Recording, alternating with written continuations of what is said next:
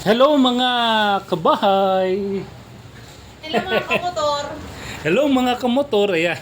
So, meron tayong RTS. So, ito ay sa TikTok naman. JNT ang nagdala. And then siya ay pumunta ng Sarangani sa Mindanao. Ang laman nito ay isang belt ng Rossi RFI 175. So hopefully, yun pa rin ang laman niya.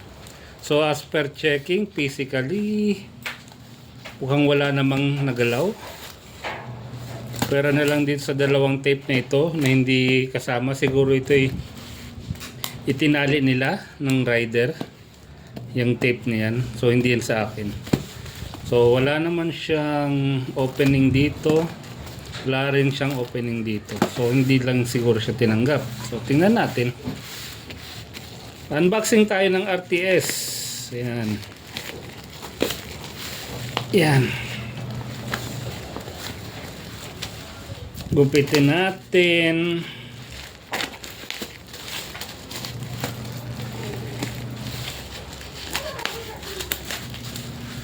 Yan. So, triple layer ang ating lagayan. So, yan. May tali siya kung mapapansin nyo. Tinalian ko talaga yan. In case na hilain nila, hindi nila mahuhugot. Dahil sa kabila, may tali din. Ayan o. So, yun. Tama naman yung laman. And, check lang natin.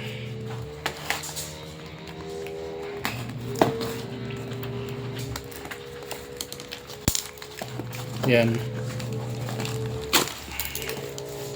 Check lang natin maigi para mailagay na natin sa inventory ulit. Hopefully meron na ulit bumili. So, kumusta naman yung mga presyo ng gasolina ngayon? Nagtaasan na, no? Pero yung belt natin di pa rin nagtataas ng presyo.